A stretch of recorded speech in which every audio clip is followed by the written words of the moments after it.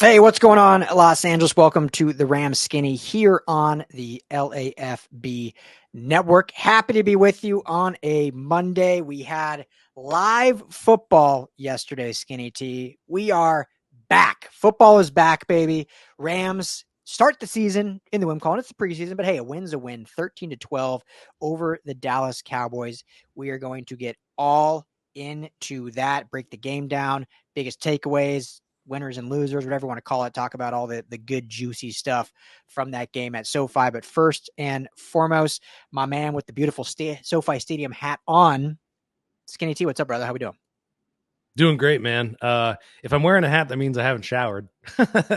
Just an inside tip to the listeners and watchers out there. Yeah. But big news today. Highland Park had a earthquake that you and I have both felt.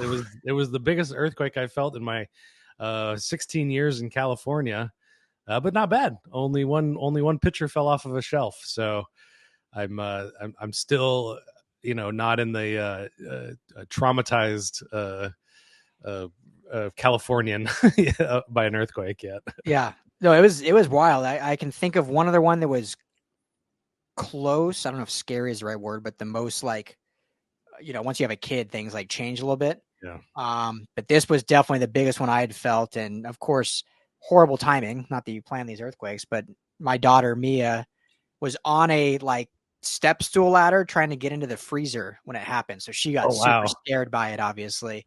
Nothing happened. Same thing. I think one game fell off a shelf. Shockingly, we have so much random crap all over our walls and shelf. I'm like, this is definitely an earthquake hazard when you think about it. Now I'm thinking of my daughter's room. What can I make sure is not around her headboard so that happens? Yeah, wild. I mean, it was the epicenter was right where you and I live. So we definitely got the brute force of it for sure. Yeah. I remember my first earthquake. I was in San Francisco. I was couch surfing. I didn't have an apartment at the time. I was sitting on a friend's couch, and I thought it was a big truck rolling by. That's the Midwestern boy in me. Sometimes when those big 18-wheelers roll by a house, it shakes a little bit. Then I was like, that was an earthquake. Yeah. So that was, yeah. My very first one, and then we'll move on. I remember moved out here when I was 18 to go to Long Beach State. My first job out here while I was in school was at Yogurtland. Sucked. Horrible job. Love Yogurtland. Not a fun job when you're 18 and working at a dorky place like that. But I was in the kitchen doing dishes, and all of a sudden, how kitchens are, everything's on racks and on shelves and stuff. All of a sudden, everything started just falling off the shelves. And I had lived in Long Beach for, I don't know, 4 months, and I was like, all right, this was definitely an earthquake. And I have a lot to clean up now. This sucks. So, oh man, rewash all these dishes I just did. But yeah, earthquakes are wild. I mean, it's of all the natural disasters, it's almost the scariest because you cannot prepare for it at all. And there's no a tornado you can see or hurricane. It's the weather gets bad. Yeah, right? And you can plan hurricanes, weeks in advance. Oh, let's leave town. A hurricane's coming. Tornado, you see in the distance. Let's not go that way, or let's get to the basement. Fires, typically, even if it starts very close to you, typically, I don't want to. There's obviously stuff that happens, but typically you can get away. Blizzards you can plan for. Mudslides are basically mudslides and earthquakes. The two that are right here in LA, it just happen. You're just well, we're in it. Here we go. Yeah, for sure. So, but glad everyone's okay. Glad you're okay. I'm still shocked. You, Skinny T, for those that don't know, which I don't think any of you would know because you probably haven't been to his house, but he has this tower of books that's just stacked, books on books. I'm still shocked that didn't fall over of all the things. The secret of that is there's actually a bookshelf in there that supports all those books. Is there really? Yeah, it's like an IKEA thing, or the books are stacked like that, but there's shelves in there. Well, that's an optical illusion. I just literally thought it was 50 books on top of each other. You're not the only one. All right, IKEA. Touche. Yeah. But speaking of earthquakes, Dallas Cowboys come to town, come rumbling, and the Rams come out with a win. Took a lot of nicks, not in terms of injuries, but a lot of bad plays, most notably by the quarterback, which I think we'll start with. Stetson Bennett, 4 interceptions, did have the game-winning touchdown. So at least that salty taste in everyone's mouth got a little sweet jab at the very end. But overall, I think it's clear right now. We still have the rest of preseason, so I'm not putting this guy out to pasture yet. But it's clear right now, if things progress this way, he's not the future at even the backup quarterback position. Your thoughts before we really dive deep, but just kind of your thoughts on this whole Stetson Bennett project. And did you see enough where you're like, okay, 4 interceptions are terrible, but I saw some improvements in areas? Or was it just an all out like, oh man, this is a disaster? No, I actually came away feeling really good about Stetson Bennett's progress. The last time we saw him in the preseason, he was skittish in the pocket. Didn't seem like he knew exactly what was going on at every moment. Running a lot more. And, you know, he still made those same mistakes last year. He threw 4 interceptions over 3 games. Two of those came in 10 plays of his last one. But he just looked a lot more comfortable in the pocket, a lot more comfortable with the offense. And, you know, that first half, he did throw 2 interceptions in the first half, but 110 yards, 60% passing completion percentage. And I thought that first half anyway was really encouraging. And I'm really glad that they kept him in there. I thought they were going to pull him at halftime. Had my whole article just planned out. What an impressive day. What an improvement for Stetson Bennett. You can only compare people to themselves. Like, he's not Matthew Stafford, but he has improved, and I was all ready to write that article. Did write that article, got it out there, and then I was like, oh, he's back in there in the second half, and he's not looking good at all. He actually threw 5 interceptions. One was overturned by a penalty, but and to his credit, he didn't get rattled. He just kept going back out there. McVay kept sending him back out there. He didn't pull him. He didn't yank him because he was playing poorly. He just kept putting him back out there, and that's great. That's all of those things are exactly what I wanted to see. And that last play, I didn't think it was going to happen, but he rolls out to the left and kind of does a sidearm submarine pitch right into the end zone. And, that's great. That all of that is good. 5 interceptions, though none of those looked good. None of those looked like he was just trying to experiment with something. One of them, a player fell down, and that wasn't his fault. But I think the rest of them were definitely on him. So, yeah, as McVay likes to say, lots of good things we saw, lots of things to work on still. Nice. But yeah, it's encouraging for Stetson that he's made this kind of progress. Yeah, good to see Morrell for Forrester with the touchdown grab. Forrestall. Yeah, not a name that anyone would have on the bingo card for the first official, or I guess the game-winning touchdown, if you will. But no, I think here's the thing with Stetson Bennett, right? Like, a long way to go to have any confidence that this guy, again, not even saying he's the future after Matthew Stafford, but he can even be the future backup at this point. But totally agree with what you said in the fact that these are the games, these 3 preseason games are the ones to be a gunslinger, air it out, make those mistakes, and work on that and improve. And the fact that he kept going out there and ended the game in a positive way is really, I think, what I take away from his performance is, 4 interceptions, horrendous. Yeah, not ready yet for the big NFL stage. But when you end on that note, it shows you, okay, there is promise there. There is a mentality, a championship mentality like he had in the 2 national championships at Georgia that is still there and still within him, that he can forget those plays, forget those mistakes, go out there and sling it and lead that team down to a victory as the clock expires. So, we got to see more of that and less of the other stuff. But I think it does show some positive steps. Still ways to go. Long ways to go, but positive steps that this can be. And now we'll see in game 2. I honestly hope at this point he just plays the entire preseason. We don't need to see Dresser win out there. We don't need to see Jimmy G out there. Just give him the entire preseason. Let's see him grow, because if he goes next week and has another 3 interception game, and then in the final week and has a 2 to 3 interception game, now you're saying, okay, no, we need to find other options. But if he next week improves more and then improves more, then we've put down a foundation to build upon from there. Because, this is his first game in 365 days, essentially. So, yeah, that's a great point. But, a lot more bad, I'd say, than good. However, when you look at statistically, outside of the interceptions. I mean, 24, 38, 224 yards and that one touchdown. Fairly efficient, minus the 4 picks. But overall, I thought he played actually better than Trey Lance did, who played pretty much the whole game for the Cowboys, 25 of 41 for 188. Difference is Trey Lance had no turnovers, or at least no picks. So, I think that's the Stetson Bennett experience, right? You're going to take some good with some bad.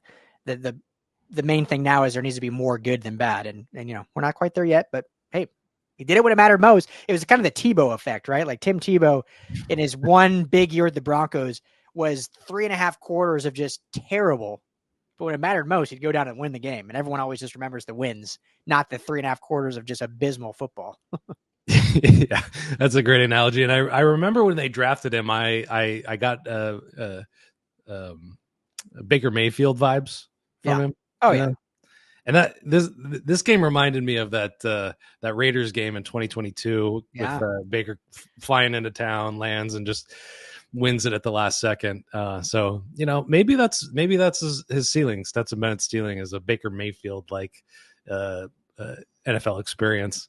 Yeah, but I mean, what was incredible was when he had good receivers out there, he was looking even better than later on in the game when they pulled some of those guys out, which brings up our next guy that we got to talk about, which is Jordan Whittington. Yeah, what a fantastic game. Yeah, what a performance. Real quick before we get to this, last thing I'll say is, I'm so happy for him that he got that last drive and was able to score on that, because you liken it to like golf, right? Like you could have a horrible outing on golf, but you birdie 18, it's like all forgotten. You're ready for your next round. You come back hungrier. A lot of times you bounce back off that. So hopefully that last drive is what he really builds upon. And obviously you got to correct all this stuff, but like just remembered that last moment and like, okay, I know I can do it now. Now let's just get rid of the bad stuff. But yeah, Jordan Whittington. I mean, did the Rams just find another just steal in the 6th round, or are we getting a little ahead of ourselves? I mean, we're definitely ahead of ourselves, but that's okay. That's what this time of year is for, is to get really excited about these guys. Yeah.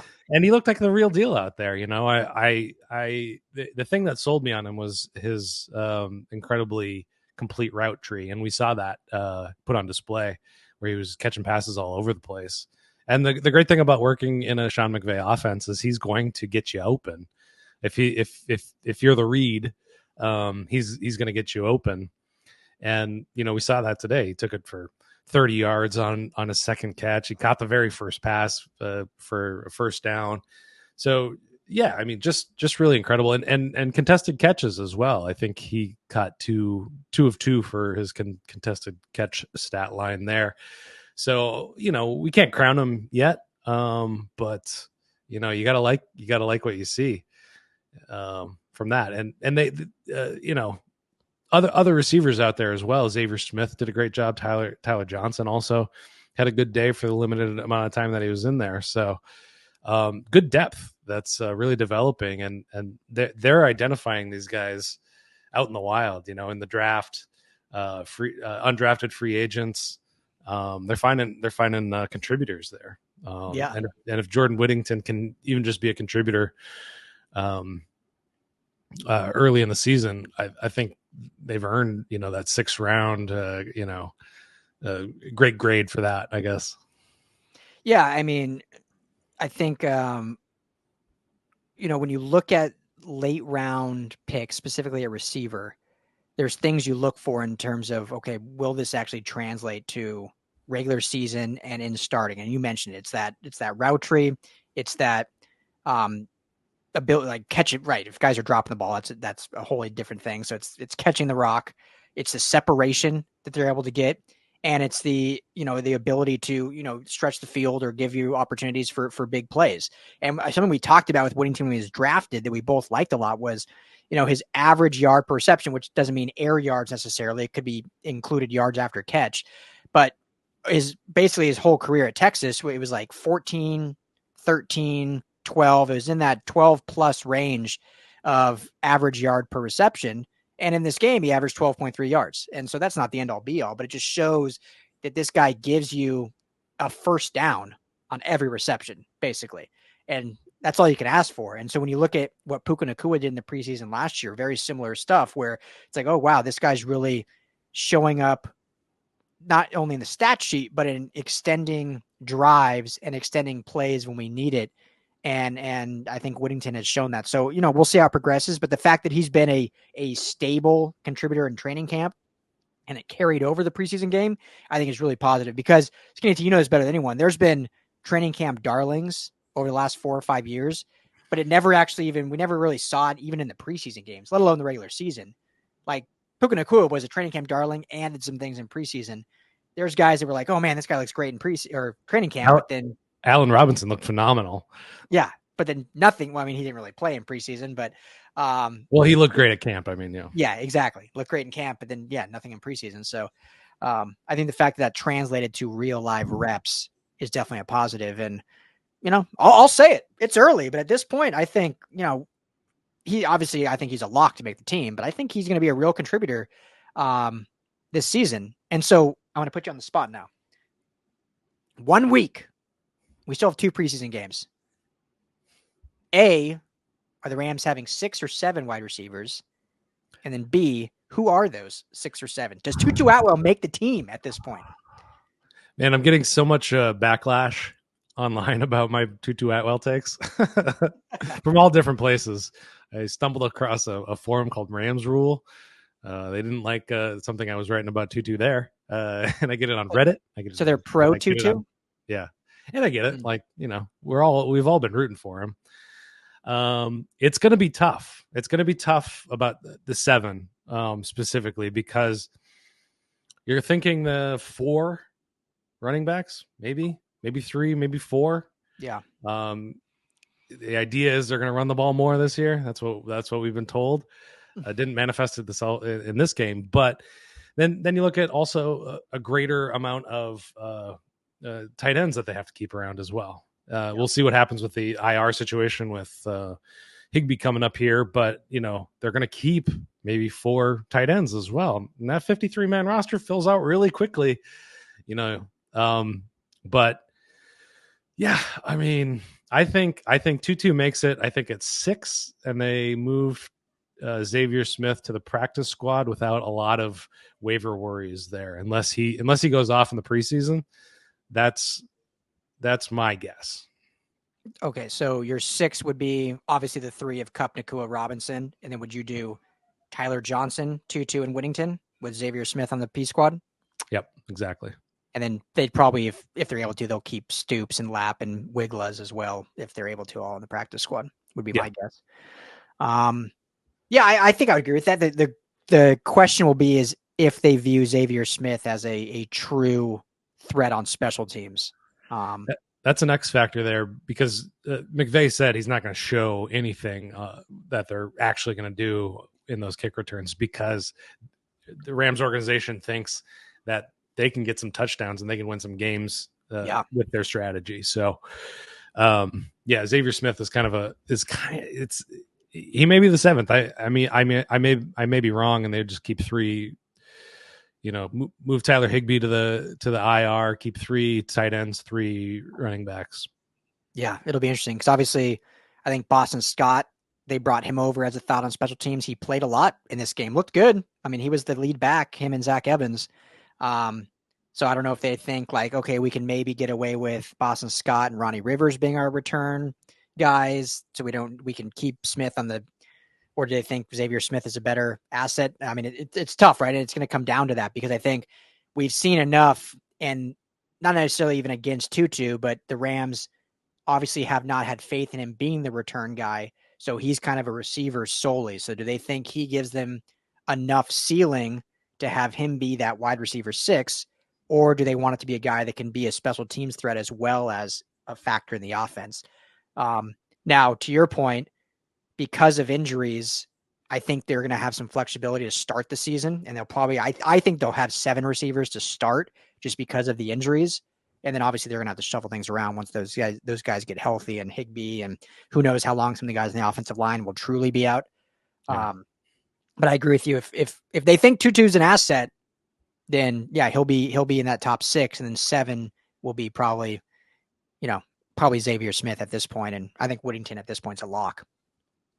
It's got to be. I mean, like, I don't know if they're going to play him a lot more. Actually, I think they probably already have their minds made up after kind of what he showed he could be in this last game.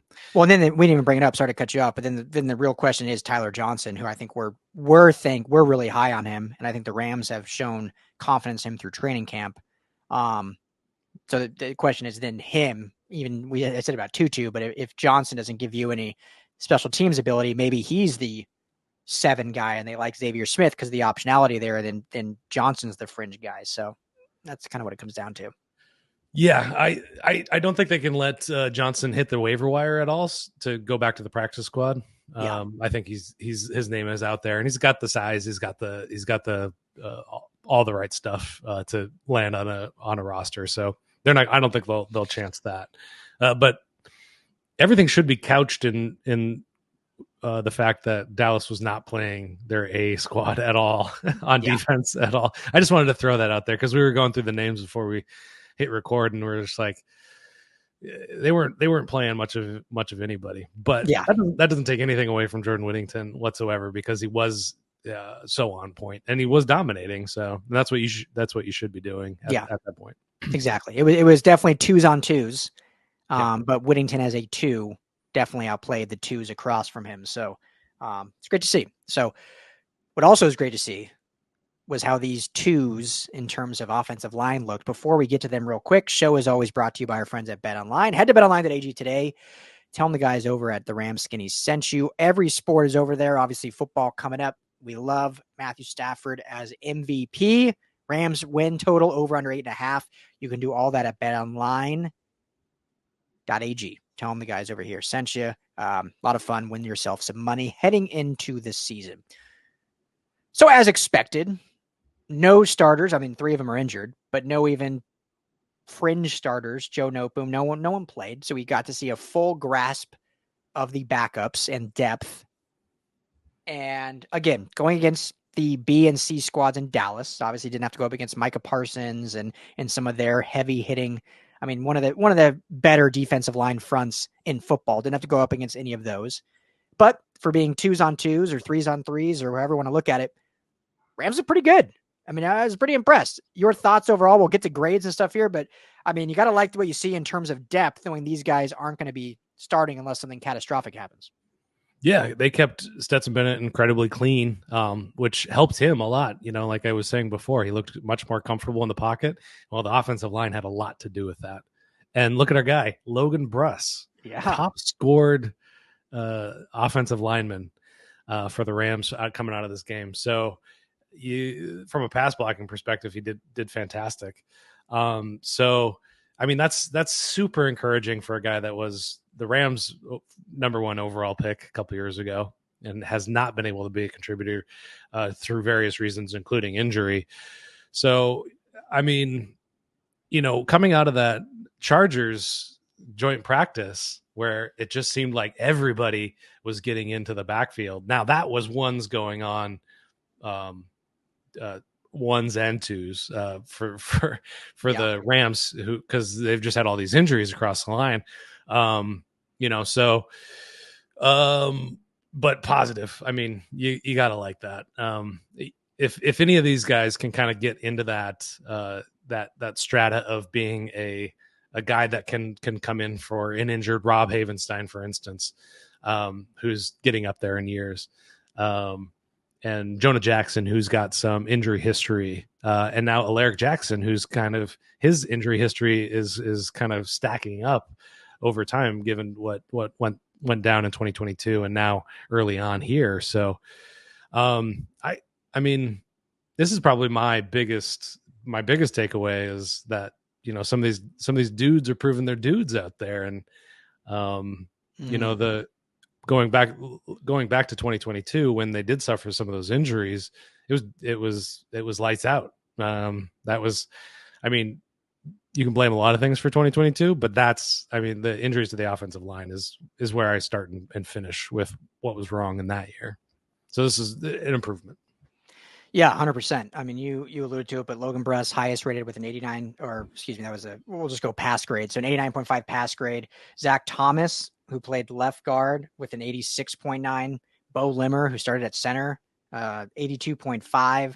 And Warren McClendon, 74.3. And AJ McCurry was the lowest, 65.1, which isn't, great, but being essentially the third string left tackle, you'll take that. Only, 2 pressures really allowed by the true starters. And Justin Dedich came in at center, our guy from USC, and I thought he played pretty well too. So great to see what Wendell is doing with these guys' development. Again, it's against lesser opponents. I don't think this would be the case if they were going against the Dallas starters. But if the Rams are down all 5 starters in the season, it's probably toast anyway for them. So you got to like what you saw in terms of if one of these guys needed to slot in, we've seen some development, seen some progression. And in all the years we've watched Rams preseason football, again, we never see the starters under McVay, and the offensive line has always looked pretty porous in preseason. And so this was a one performance where it's like, oh, wow, like there's been absolute development. There's been absolute progression here in terms of growth and whatnot. So, Logan Bruss, I think, is the one I'm most excited about because it's a guy that a lot of people probably cast away as just a bust. It's hard to call a 3rd round pick a bust, but he was their first overall pick, but he was in the 3rd round. But it was great to see him really have a nice performance. Let's see if he can stack that, because if they can go into the year, if they can get healthy with the 5, and then you have 3 to 5 guys that they feel good about, and Bruss can be one of those, along with maybe Limmer and McClendon, like, okay, you now, and then with Joe Noteboom, so we'll say 4, you've got some good depth there that if things happen, because safe to say, Skinny T, like I think, I don't want to put any bad juju out there, but 1 or 2 of these guys is going to get injured throughout the season. Not saying for a long time, but there's going to be stretches where they're going to need 3 or 4 of these depth guys to step in into starting roles. And so this is a great opportunity. As we mentioned, Stetson Bennett has a great opportunity to prove he can truly be that backup moving forward. This is a great opportunity for these, 5 to 7 depth offensive linemen to prove like, hey, if Jonah Jackson gets injured in the regular season, like I can come in and be that guard that solidifies and keeps Matthew Stafford upright. So big opportunity, and they did nothing but help themselves in week 1. Yeah, 100%. And another encouraging thing about Bruss and just the interior in general is when Boston Scott was running to their gaps, still looking really good. On the outside, that's kind of where it fell apart a little bit. But you look at kind of his yards per carry, specifically Boston Scott's, through kind of the middle, running to the middle left, he's 9 yards. To the right guard, which was where Bruss was playing, another 9 yards per carry. That was just 1 carry, but those are 3 carries and averaged 9 yards on each one. So the rushing game is still working. Now, I noted before we started recording that under 30 carries for the running game. Do you chalk that up to McVay, going back to McVay, or do you think that maybe it's more who wanted to stress test Stetson Bennett as much as possible? I hope it's the latter. I hope it was just like, hey, let's see how Steady Ben reacts to adversity. Like, I think they feel good about their running back room. Boston Scott's a vet, and the fact that he led all backs, and Zach Evans, obviously, at this point they probably don't want to show a lot of Zach Evans because he's probably a P squad candidate, and they may not want to lose him, so they probably don't want to show a lot of him.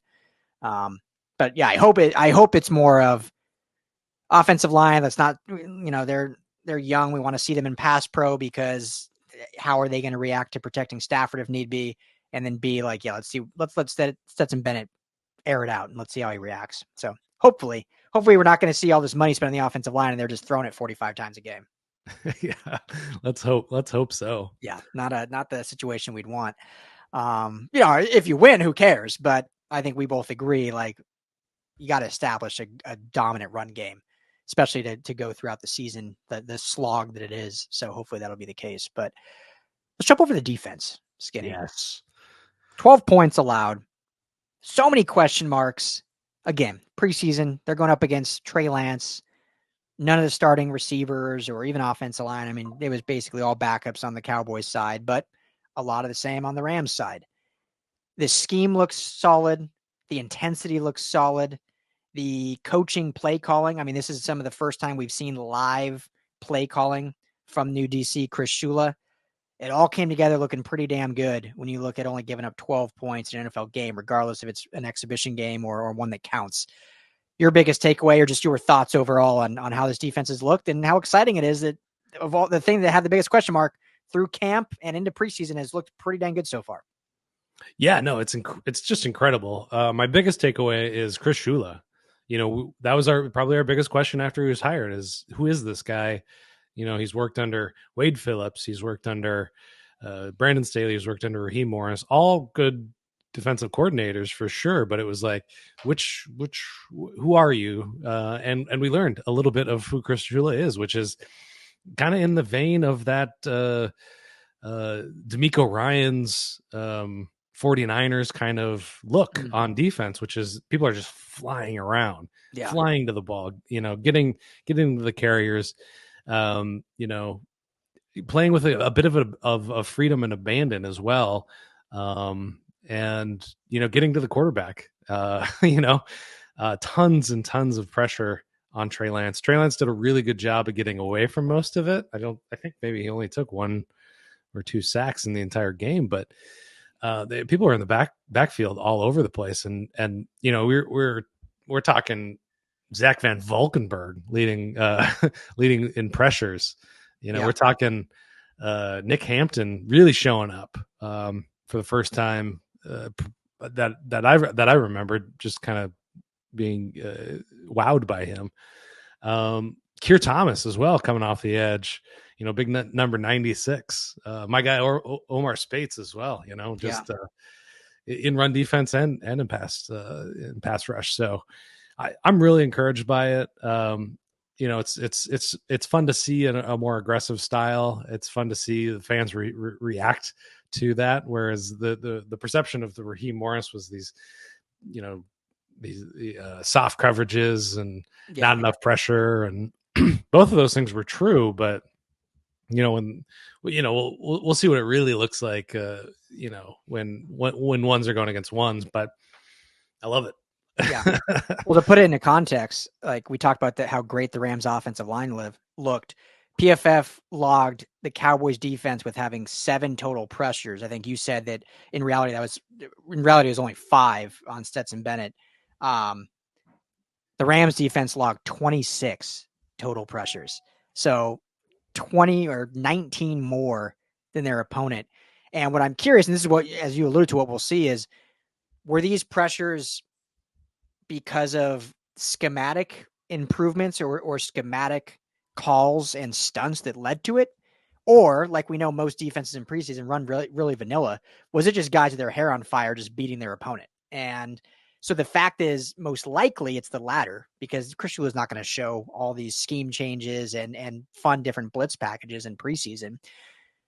So the fact is, if it's just these young guys with hair on fire beating their opponent, then you factor in the regular season actual schematic calls and stunts and different blitz packages.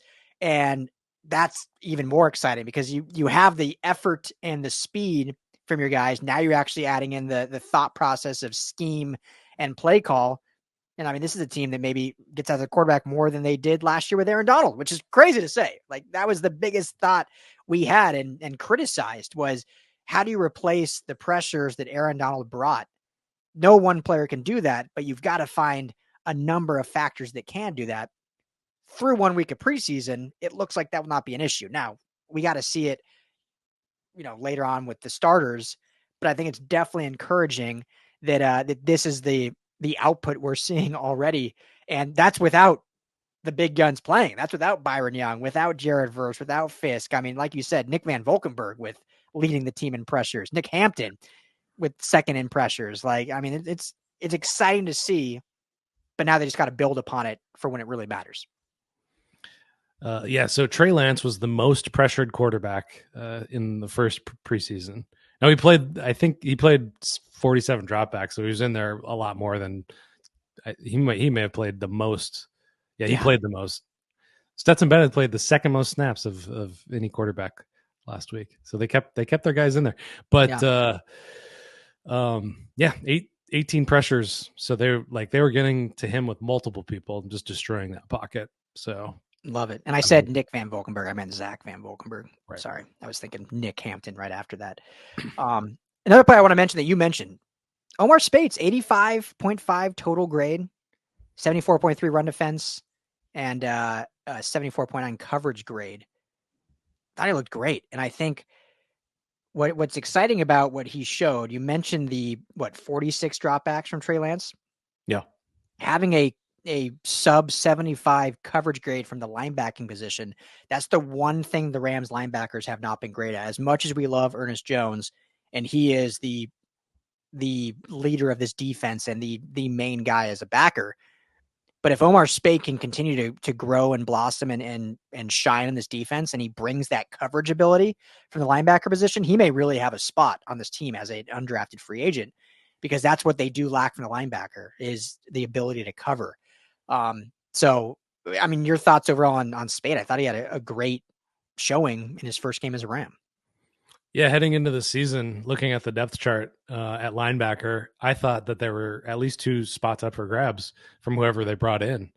And Speights and Fatukasi, the rest of his name, I forget. I thought I had it. Yeah, Olakuni Fakanasi.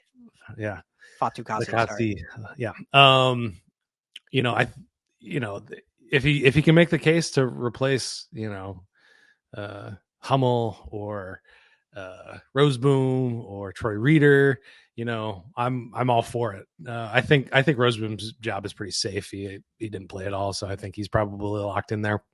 But those last 2 positions are wide open, and if he continues making this case, I don't hate it.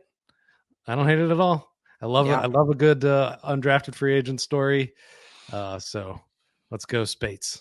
Love it. I mean, yeah, we know. Okay, so let's do this. Based on week 1, 1 defensive UDFA and 1 offensive UDFA, who do you think makes this team? Put you on the spot, so I'll talk a little bit so you can think about it. Because we know the Rams, these guys get a lot of play in these, because not only do the Rams not play any starters, but even as we noticed, fringe guys don't play much. I mean, no Joe Noteboom, any of that. So there's definitely opportunity for them to show their skills. So who you got? 1 offense, 1 defense. You think that after 1 week, still got 2 to go, make the squad? Well, this isn't from the game necessarily, but I know that they're really high on Josh Wallace and Charles Woods, and Cam Lampkin he actually had a fantastic game. I thought he made really good tackles and a nice PBU there. So, but those guys you got to keep in your mind, because you got to keep a lot of corners, and especially with this team with Trey White as an injury risk, Darius Williams are already banged up, and then you got Derion Kendrick on the IR already. So, I mean, just from a betting perspective, if I had to choose a guy, one of those 3, I haven't seen enough from those guys to. I mean, the pass rush was so compelling. I wasn't watching the secondary as closely as I possibly could, but yeah. I would just pick one of those 3. Let's say like Josh Wallace. I don't know. Okay. All right. I like if I have to pick one. And a UDFA on offense. Well, here, I'll do defense. You can think a little longer. Okay. Because I agree. I think one of those secondary guys probably just because you're going to keep 10 to 12 guys in the secondary, so there's just more opportunity for depth guys to make it. So I agree. Most likely it will be a secondary guy, but I'm going to go with Omar Speight since we just sung his praises. Yeah. I think it's really a position that outside of Ernest Jones, no one I don't think is a lock. Christian Roseboom's probably pretty safe, like you mentioned. Jake Hummel probably, but I mean, have we really seen enough out of Jake Hummel to say he's a lock for linebacker 3? They're probably only going to keep 3 to 4 anyway in that kind of middle to Mike Sam linebacker situation, depending how often they run out of base packages. So I mean, you're going to have to be in that 3rd slot to probably make it. But based on what we saw, I think Speight has an opportunity. So I'll go with Speight. So, all right, offense, go ahead. I'm gonna go with Justin Dedich. Oh, you took mine. My God. Sorry. That's good. He acquitted himself nicely, and similarly to cornerbacks, you need a lot of offensive linemen. So yeah, I mean, they got Bo Limmer in there as well for a center, so they may feel really good about that. But like we were talking about with the wide receivers, I mean, on offense, you're looking at, in terms of UDFAs, you're looking at 3 wide receivers and 2 offensive linemen. And those wide receivers are just not going to, I don't think they're going to hang around. Exactly. I think we saw some good stuff from both Stoops and Lapp and the third one whose name's Wigless. Yeah, Wigless. But as we mentioned, like even if the Rams keep 7 receivers, I don't see real chance it's being one of those 3. And I think, Dedich with his, played 25 snaps, 73 total grade. And as we've said in shows before, the versatility he has, I mean, he's played all over the offensive line in college at USC. So yeah, he's listed as a center, but he can play guard. Played guard just a year ago at USC before moving to center in his final year. So gives you that kind of Coleman Shelton-like versatility, that Steve Avila versatility. Clearly the Rams like versatility on the offensive line. And so I think he gives him that. And yeah, like you said, there's not a whole lot of options of UDFAs on offense. So I think he has the best shot. Yeah. Got no problem with that. Yeah. So, well, there you have it. Rams win 13-12. As you said, one more point. Go ahead. Well, I got 2 more. Okay. Both special teams. Cardi. Oh, yes. He hit 100% so far in his NFL career. Won the game, really. Literally hit the last. The last 2 plays were a bit buttock clenching for me. I was just sure Cardi was going to miss that extra point that put him over by 1 point. Up a bit. He did, yeah, but he didn't. He delivered, so I relaxed for a few minutes, and then the kickoff, 34-yard return, still problems on special teams. I'm not optimistic about special teams yet at this point. I gotta see some more, especially with all these rule changes.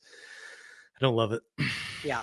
I think it's one thing at a time, Skinny. One thing at a time. The kicker looks better so far. Josh Cardi has looked great in camp, looks great in the preseason game. So that we can hopefully check that off but now, coverage teams still have a ways to go, especially with the new coverage rules that obviously McVay has said many times they're not going to show much of anything in preseason. So, and I think there was like a collective 6 penalties on that last kickoff because everybody was screwing up when they were allowed to run off the line and all that stuff. Yeah. Hopefully that's cleaned up, but gotta have it. Can't lose. Can't have any more of those Baltimore Ravens games where you lose because of special teams or whatnot. Like that's just not what you can do. Many other games too. So, got the win, 13-12, as you said, and as McVay says, a lot of good, a lot to clean up. So we'll see how they look throughout camp this week. Obviously, we will have reports for you here on the Rams Skinny. And next week, they play the Chargers. Battle for LA, right? We just heard, for those who don't know, they were supposed to have another joint practice with the Chargers this week. They just changed it to have another joint practice with the Cowboys, which I thought was interesting. Basically, because the commute Del Segundo was going to be too long compared to the commute to Oxnard, since they don't have their facilities still yet. So, so they'll be practicing with the Cowboys again, but playing the Chargers. That'll be fun. Chargers played a lot of starters in week 1. Yeah. A lot of starters. Like almost their entire offensive line. Basically anyone not named Herbert, Bosa, or Mack, just about played. So we'll see if that happens against the Rams. I would think no, but Chargers offense didn't look very good either. So Rams defense is another opportunity to look dominant. They look so bad. They didn't get a first down until 4 minutes left in the first half. Yeah. But you guys don't give a But we'll just say this, for as frustrating as Stetson Bennett was with the 4 picks, at least they moved the football. Yeah. Before that, the Chargers offense behind Easton Stick did nothing. Anybody that's sad about where Stetson Bennett is right now, go watch Easton Stick. Yeah. You'll feel so much better about your backup situation. Right. He didn't turn the ball over, but at least the Rams with the ball and were fun to watch on offense. And I mean, that's been, again, this is off topic, but that's been my concern with the Chargers hiring Greg Roman. I don't think he's a good offensive coordinator. So I mean, everyone loves Jim Harbaugh, but I thought the Greg Roman hire was not a very good one. We'll see if that changes. Obviously, that offense depends on Justin Herbert. So, I mean, that's a big difference, but it is what it is. So we're going to see that this weekend. It'll be fun. No turnovers for the Rams defense. That'll be my only actual criticism is I want to see them cause some chaos, force fumbles, get some INTs. Come on. There you go. So that's their mission against the Chargers this week. So we will have coverage for you leading up to that game. Looking forward to it. Skinny T, thank you as always. Great analysis always. Make sure, guys, if you can, check out LAFBnetwork.com. All of our Rams coverage is there. Skinny T does a great job writing. I do some writing is there as well. Plus, we have others. You can check out this show on YouTube. If you're not there, Rams LAFB is the channel. Please hit that like and subscribe button. And obviously, anywhere you get your podcast, Apple, Spotify, just search Rams Skinny, and you will find this show. So thank you all for hanging out with us. That's Skinny T. I'm Ryan Dowd. Everyone enjoy the beginning of the week. We'll be back a little bit later to preview Rams Chargers. Everyone take care.